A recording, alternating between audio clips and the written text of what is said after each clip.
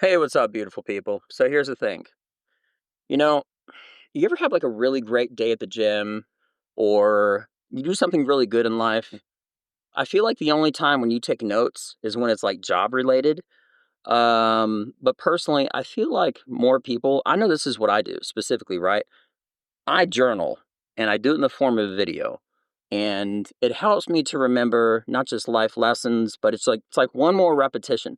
It could be for wrestling and judo or jujitsu or comedy, especially comedy, 100% for comedy. And the only thing is, if I think like I'm talking out loud to somebody, I can really project my thoughts and think about it a lot more. I can get more complicated thoughts worked out that are in my mind and out. And I think you should do that too. I feel like everybody should do that because it's a great way of remembering things. If you're driving, right, like I am now, I'm actually at a stoplight, but whatever. It gives you an opportunity to externally say your thoughts and remember it. And that's been one of the biggest contributions to me and my success, whether it's on the stock market or, um, again, comedy, jujitsu, life, whatever it is. I mean, ask yourself, when was the last time you actually wrote something down that was an accomplishment or a lesson that you learned? Legitimately, when was the last time you had like you learned it was like a good life lesson or something and you wanted to build off of that? And what do? You just continue to walk forward in life and you don't really take note of it, right? So that's why I love my podcast so much because it instills good memories, good repetitions, life lessons, and stuff like that. And if I think I'm talking to myself, which right now I'm in my car and by myself, okay, that'll kind of mess myself up because you usually don't talk out loud and have a conversation with yourself. But if I act as though, and I am, if I'm talking to you, the listener, I am still thinking, and I also get to hear my own positive thoughts, that positive reinforcement. So, anyway, that being mentioned, today I learned a huge lesson as far as jujitsu and wrestling and judo. Okay. When you do martial arts, when you want to take a guy down and you want to finish him, because again, it's a martial art, it's supposed to be effective. It's a combat, right? It's a combat system of fighting. You want to be able to finish your opponent. And shout out to the great Marcelo Garcia because I went to the amazing Rob Abel's uh, Marcelo Garcia in Dallas, Texas, and the emphasis was three principles, which is essentially of the seminar that I went to. I went to a seminar like 2 weeks ago. You want to be able to submit a person. If you can't really submit them, sweep them. If not sweep them, you want to escape. Plain and simple, right? And why that's important to know is because you always want to finish every opponent. Plain and simple, right? You want to finish them, all right? And if you're in a certain position and you're not finishing them, you need if you are on bottom, for example, and their body weight is on top of you, you want to sweep them. Sweeping means you want to, while staying connected, okay, get their body weight off of you and for you essentially to land on top. You want to sweep them just like a broom, right? You're taking something from the top and you're bringing it to the bottom, right? So there's attacking, which is like submitting, and then if you in a certain position and you're not submitting them, if you're not finishing them in that position, maybe you're on your back and the guy's on top of you, you want to sweep them. And if you can't really get them off of you, you need to get your body out. You need to escape. So submit, sweep, or escape. You have to be able to do those elements, A, B, and C, to every position. Okay. And if not, you need to move to the next part. If you are not submitting them, you need to sweep. If not sweeping them, you need to escape. And when you escape, what do? You go back. You always start back at the top.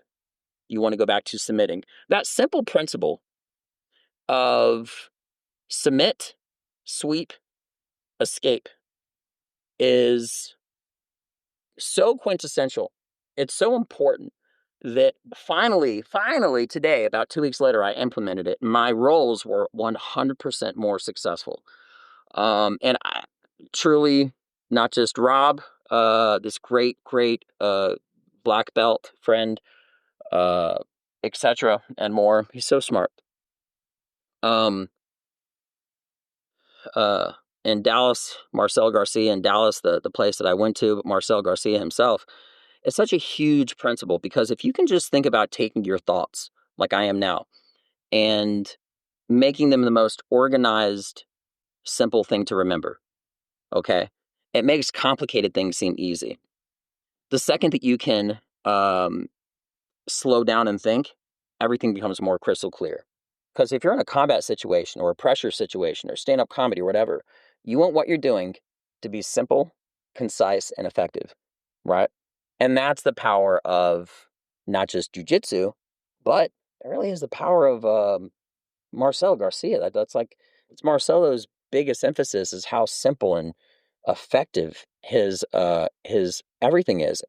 Marcelo Garcia, in my opinion, is the most effective jiu-jitsu fighter ever because he embodies the material of jiu-jitsu and a lot of other sports too, wrestling and judo, right? Um, and I say that because he's not a big guy and he's defeated big guys. Little guy beating the big guy is always a huge emphasis. I think he has more recorded submission victories than anybody else ever. Okay. And his the amount of time that he finishes fights are almost always the fastest as well. Now there's a great who's arguably now the best ever, but no disrespect, just because of the weight, I give him less credit just because um Gordon Ryan, right? Um he is arguably the best ever, but is it always more impressive to see a guy who's 5'0" do a slam dunk compared to a guy that's 6'4"? Of course.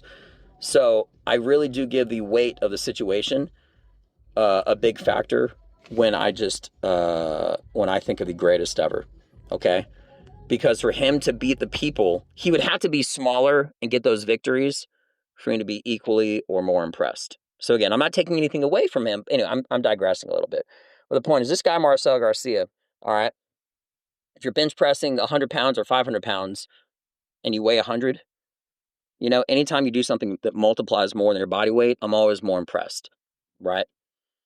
Um, but not digressing about the excellence and the greatness of arguably the best ever, uh, uh, Gordon Ryan. Uh, Marcelo, he made my jiu-jitsu so much better, more effective. These principles that I'm talking about now are also different, maybe because he's a smaller guy compared to a bigger guy. Gordon Ryan, his matches can last like 30 minutes or 20 minutes or no time limits. All right. But that is not the style that Marcelo ever did.